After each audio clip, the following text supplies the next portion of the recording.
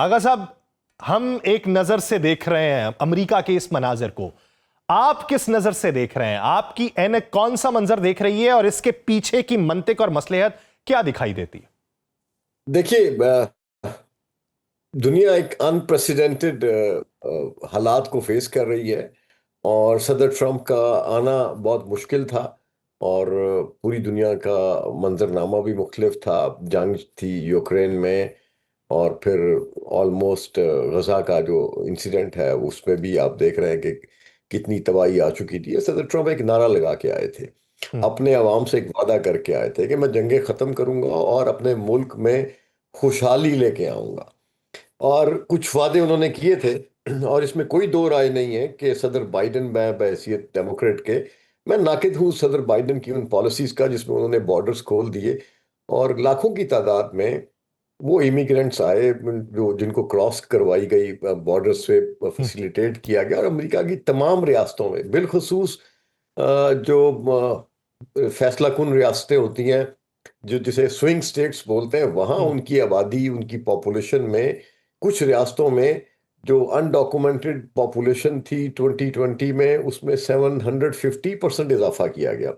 और इस पे सदर ट्रंप अपने उस कैंपेन के दौरान भी इस बात का इजहार करते रहे। अमेरिका के अवाम में एक तशवीश थी। और उन्हीं इमिग्रेंट्स का एक बहुत बड़ा जो चंक है, लाखों की तादाद में, वो न्यूयॉर्क में आया, न्यूयॉर्क सिटी में आके आबाद हुआ।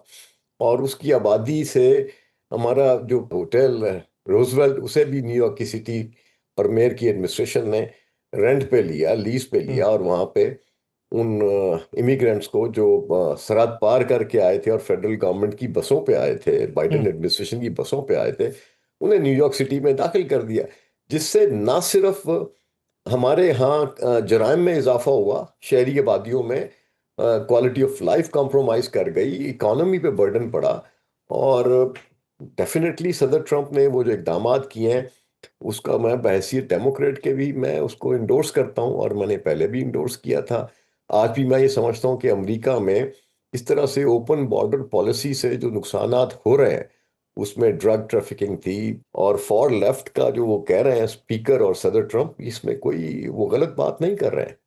वो अपनी सरहदों को महफूज बनाना चाहते हैं। ये इसी तरह की मिलती जुलती मिसालें हमारे साथ हैं कि हमने अफगानिस्तान का बॉर्डर खोल दिया था। 60 लाख वो जो थे महाजरीन आए, उन्हें हमने वेलकम किया। आज उन महाजरीन की वजह से पाकिस्तान के अंदर क्या मसाइल है, अच्छा, इसी तरह से आगा बलूचिस्तान साहब, क्या फिर ये मसाइल जो है। तो ये मुजाहिरे हो दुनिया रहे हैं में तमाम हर रियासतों के कौम अंदर, को वो राइट हासिल है, सर। यानी अपने आइन के तहत, अपने कवानीन के तहत, कि वो इस इनकी रोकथाम करें। और सदर ट्रंप ने बिल्कुल बजा इकदाम उठाए हैं उन इमिग्रेंट्स को या उन तारकीन वतन को जो बगैर किसी पॉलिसी के, बगैर किसी वीज़े के, बगैर किसी उसमें इस मुल्क में दाखिल हुए हैं।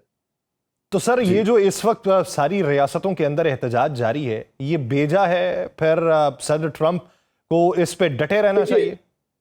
एक एहतजाज, एहतजाज के अंदर बहुत सारे फैक्टर्स हैं। ये हम्म। अकेला एहतजाज नहीं है कि वो उन्हें अपने मुल्क से, यानी इनके 200 यानी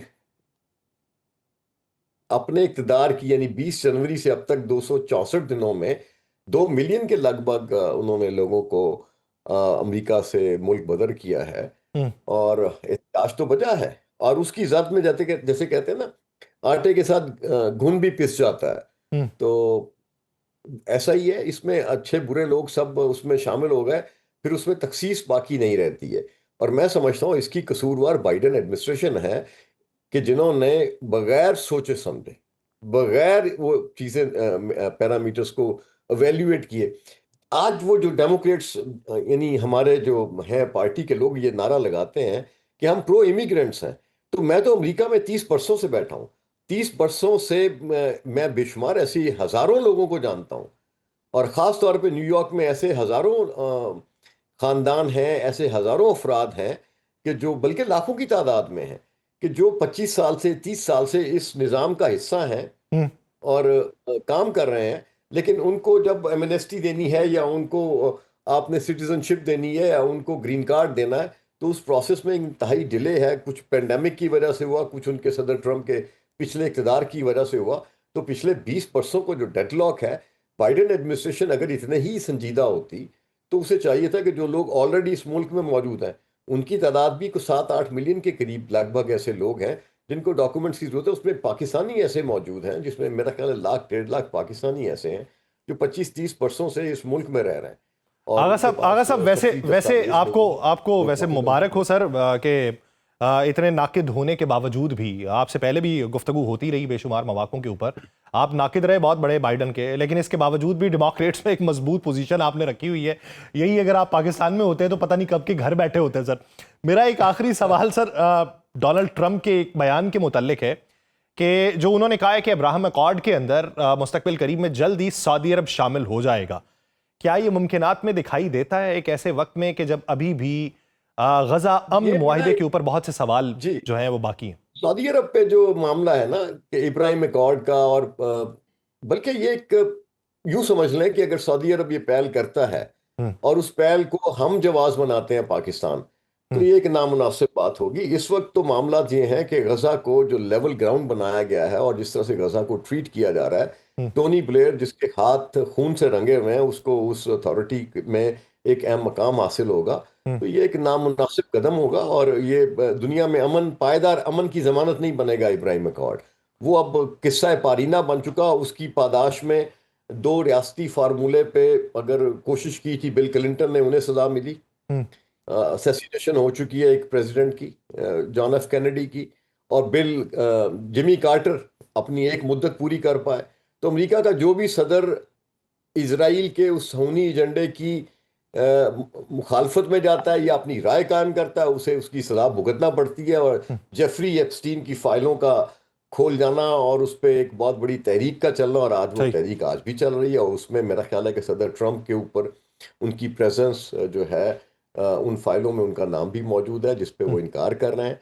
हम्म, और अभी तक वो चीज़ मंजर-ए-आम पे नहीं आ रही। बहुत सारे ऐसे मामलात हैं हम्म, कि जो हर मुल्क में होते हैं, और अमेरिका आज एक बहुत बड़े बहरान का शिकार है।